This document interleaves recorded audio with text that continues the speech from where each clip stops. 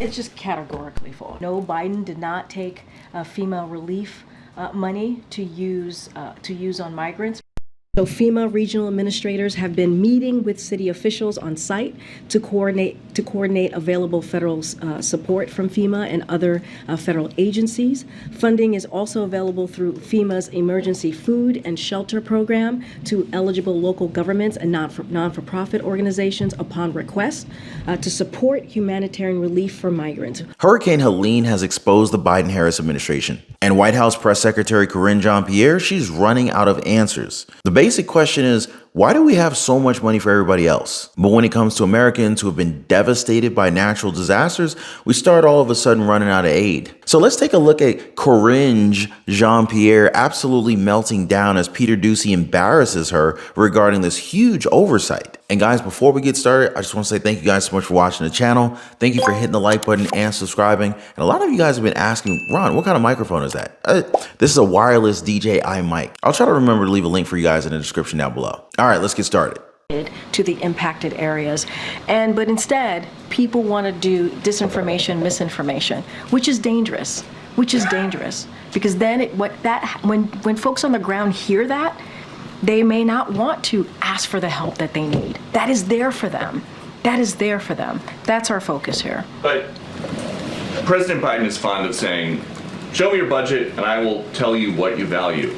If he's got money for people in Lebanon right now, without Congress having to come back, what does it say about his values?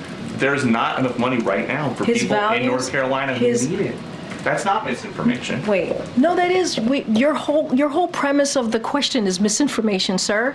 What you do? Yes, it's misinformation. Is there money to send to Lebanon right now? I just mentioned to you that we provided more than $200 million to folks who are impacted in the area, and I just shared with you that people are deciding not to. People are deciding not to. Wait. To Congress that there's not enough money to help people in North Carolina. We're talking about the SBA disaster loan. That's money for people in North Carolina. And that's important, and people in North Carolina need that. Wait, this is nothing new. Peter, this is nothing new. Congress comes together, they provide money, millions of dollars, for disaster relief. We're asking them to do the job that they have been doing for some time. From a letter that President Biden sent to Johnson, McConnell, Schumer, and Jeffries. The president's letter is not misinformation. Would you agree? No, the way you're asking me the question is misinformation. There is money that we are allocating to the impacted areas, and there's money there to help people who truly need it. There are survivors who need the funding, and it's there. That you don't like misinformation. I actually said we have the money available to help survivors of Hurricane Helene and also Hurricane Milton. Now there's going to be a shortfall, right? Because we don't know how bad Hurricane Milton is going to be. And so we're going to need additional funding. That's exactly what I just asked about. And you said it was misinformation. Yes. What you're asking me is why Congress needs to come back and do their job. That's what you're asking me. Congress needs to come back and do their job and provide extra assistance, extra funding to disaster relief fund. That's what Congress needs to do, and we're going to continue to urge that. You may not want that, but that's okay. That's what this president wants, and that's what the vice president wants. Thanks, everybody. Now, how's that for class, huh? She just walks away as if Peter Doocy asked her such an offensive question. All he's doing is asking the same questions that me and you as Americans want answered, because they seem to have a little bit of a problem when it comes to budgeting. Democrats bad with money? You don't say. Now, it's also the first time that I've heard a question being dubbed as misinformation. Psych. She's also melting down to a point where questions that she can't answer are just suddenly deemed to be dangerous. That doesn't really produce a good conversation because it just kind of makes it seem as if like she's dodging the question. But here's something that's factual and irrefutable though. Words from people who are actually experiencing these hardships. I think that our government can do more, because we're going to need the help. There's roads gone. It's going to take a lot to rebuild us. There's so much more that could be done, and giving us $750 if you can even apply for it is ridiculous. And I've only heard of a handful of people getting approved. $750 isn't going to do anything even if you do get approved. Not with the damage we're seeing, not with the hurting that people are going through right now. Where is the help for Western North Carolina? We can send billions to Ukraine, and we can't help Western North Carolina. You know, we have spent all of this money on all of these people crossing our borders that are open, and now we're telling the people of America, the U.S., that need the money, we can't give you no money. That's our money. We pay it in, we work, and we should receive some benefit from the government with our own money. It's just not right. The people of Western North Carolina that are hit hard should not be suffering like this. I don't think she's doing enough. And I don't think Biden's doing enough either. I'm sorry, I don't. Because I heard on the radio myself, so it ain't hearsay, Biden said, what storm? Everybody I talk to, it's pretty much a slap in the face. We're not getting the support from her, from the president, the sitting president. We're just kind of having to suffer through it and figure it out on our own. I would say to Kamala Harris, this tragedy did not happen in a nice neighborhood downtown Asheville. Step out, get your rain boots on, get your mud boots on, your gloves on, and go out there and walk through what I hiked through for 2.5 miles to get back to Asheville, to get back to my family. You hike it. Then you tell me what it's like. You step it up. You're up your game. President Trump will do a lot. He's gonna help us. He's definitely showing up, and he's making it known that he knows what's going on and that he wants to help. We don't want to hand out. We want to hand up. And that's what Trump's going to do for us. We got to get him back in there. This is the truth, folks. These people are going through the most difficult time in their lives right now. And we're not seeing the government do enough for them. But we turn around and we hear all these different projects and money going to illegal immigrants. For Lebanon, for Ukraine, and the list goes on and on and on. That's not misinformation. And yet when Americans are asking for money, they're being told that Congress has to approve that first. And it's probably why more and more voters are leaning toward Donald Trump, because he knows what's going on. And just to really drive the point home here, folks, check out what he says when he's asked about voters in Georgia and North Carolina after this calamity struck. Say it.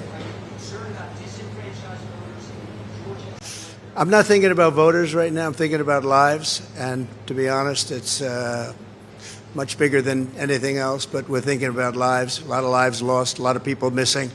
And that's what I'd be focused on right now. So you're telling me that Donald Trump sees us as people and not just voters? Do you think you could say the same thing for Kamala Harris? Remember his number? 32. Today we got 32 days until the election.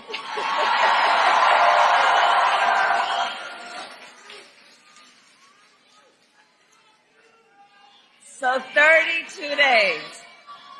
32 days. Okay, we got some business to do. All right. 32 days. And we know we will do it.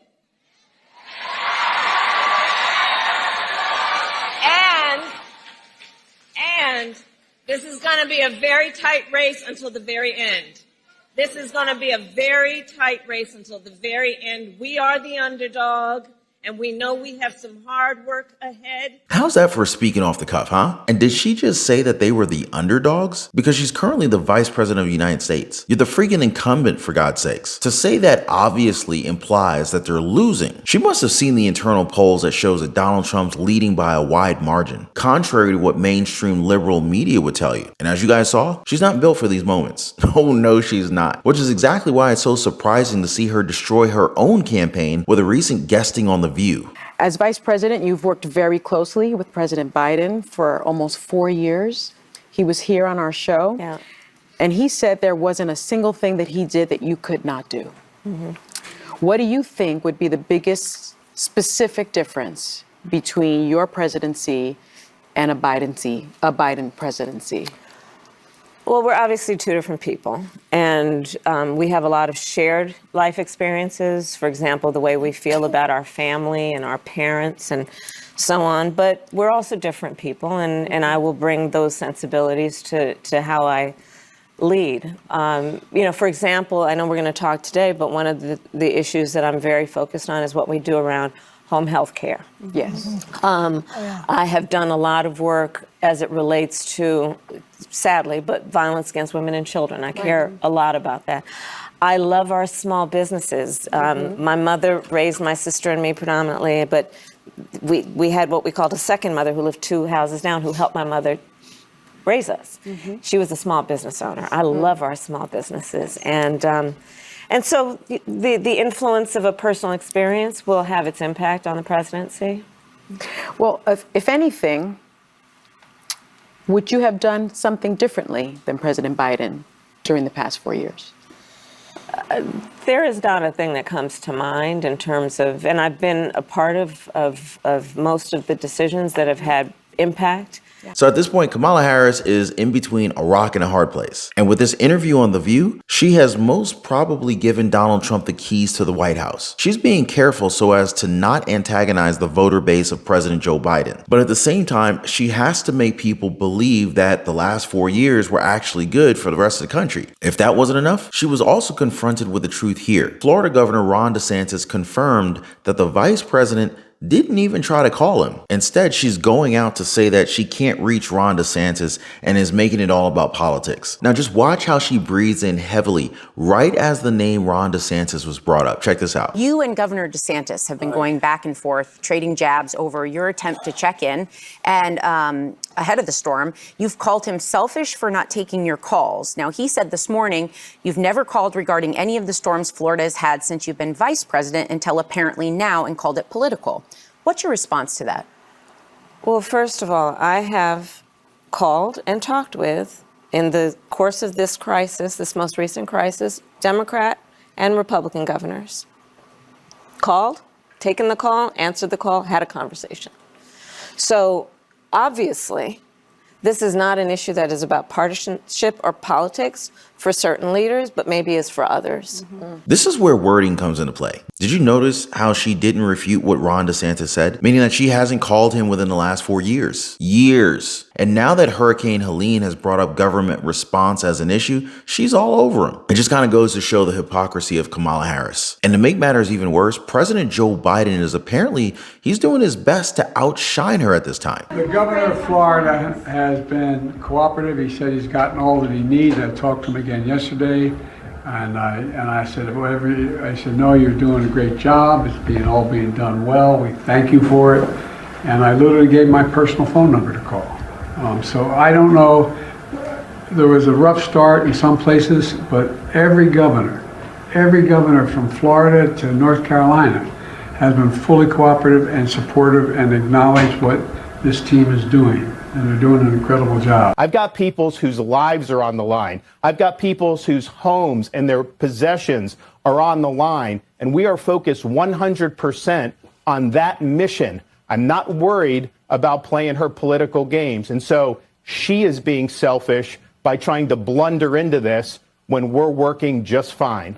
Look who's playing president of the United States. Kamala Harris has been in office for almost 4 years, and yet now she wants to make her presence known. Up until now, most people didn't even remember she was the vice president of the United States. You never even heard her voice. You'd never see her on camera because she didn't do anything. Now, as Ron DeSantis said, he hasn't heard from the VP during this entire time. The only difference now is that we're very close to the 2024 presidential election. This has changed her tune completely. She's now doing interviews left and right while taking softball questions after softball question. She's never going to do an actual interview because she's just unable to function without a teleprompter or a script. But here's what happens when Kamala Harris malfunctions. Now, this is right after Magic Johnson endorses her. Election going on now. I hate to bring this up, but you support your union guy. Vice President Harris supports the strike, she said. She wanted to know how many folks support Vice President Harris. Any hands? No hands. Wow. Okay. The topic of fracking is crucial for both Donald Trump and Kamala Harris. And while Donald Trump hasn't changed his mind regarding values, Kamala Harris has switched sides to try to pander to voters. In an interview that's probably being censored as we speak, Kamala Harris has been confronted about her stance on fracking. Check this out. Well, Madam Vice President, I don't have to tell you how important natural gas is to this region. It's how we heat our homes and our factories in this region. It's very plentiful and cheaper than oil. And we extract natural gas through fracking. So I wanted to ask you, there's a political ad on TV from a 2019 Climate Hall town meeting that you had, in which you basically said, quote, There's no question I'm in favor of banning fracking, unquote. The ad claims that if you're elected president, you will ban fracking and you will cost Pennsylvania over 300,000 jobs. Have you changed your view on fracking? And if so, why? So let me start by saying that that ad, as you described it, is absolutely a mischaracterization that I think is intended to make people afraid of my presidency. Let me be absolutely clear, as I've been when I said it back in 2020. I will not ban fracking. I did not as vice president. In fact, I cast the tie-breaking vote to open up more fracking leases. And my perspective on this is grounded in a number of things, including that we don't have to ban fracking to do the work that we can do to also invest in a clean energy economy. So that's where I stand, period. As President of the United States, I will not ban fracking. I did not as Vice President of the United States. And frankly, I think some of those ads are misleading intentionally to suggest to folks that they should be afraid, because on the other side, what you've got in my opponent is somebody who could and has not really done much about lifting up the middle class. All right, so here's the tricky part, guys. She keeps saying that she's not going to ban fracking, and yet she provides no explanation for her flip-flopping. I guess it would be detrimental for her campaign if she admitted, hey, I'm just saying this so that you guys will vote for me. I mean, that's the truth, right? But at this point, any explanation would be better than just staying quiet about it. And what is this ad that Kamala Harris has dubbed as her mischaracterization of her stand? Harris will ban all fracking. Will you commit to implementing a federal ban on fracking your first day in office? There's no question I'm in favor of banning fracking. That will immediately put tens of thousands of Pennsylvanians out of work and send utility bills skyrocketing. There's no question I'm in favor of banning fracking. Trump will protect clean energy fracking and protect the jobs it creates. I'm Donald J. Trump, and I approve this message. Vice President Kamala Harris continues to try to convince us that Donald Trump is the one that's lying here. You guys believe her? Towards the end of July this year, the Harris campaign responded to her comments back when she was running for president. In a statement, they said Donald Trump's false claims about fracking bans are an obvious attempt to distract from his own plans to enrich oil and gas executives at the expense of the middle class. Do you guys buy that? And it's bad enough that she's having to explain herself in interviews with the election coming right up. But even CNN is out here fact-checking her in her own words. Fact check bottom line, Abby, is that she did not actually make clear at a 2020 debate that she had changed her previous support for a fracking ban. Here's what she said at a CNN climate town hall in 2019. Will you commit to implementing a federal ban on fracking your first day in office, adding the United States to the list of countries who have banned this devastating practice? There's no question I'm in favor of banning fracking. So, yeah. So listen to what she actually said in that 2020 debate. Joe Biden will not end fracking. He has been very clear about that. I will repeat, and the American people know, that Joe Biden will not ban fracking. I certainly did not hear anywhere in there Kamala Harris saying that she personally had abandoned her previously expressed 2019 view.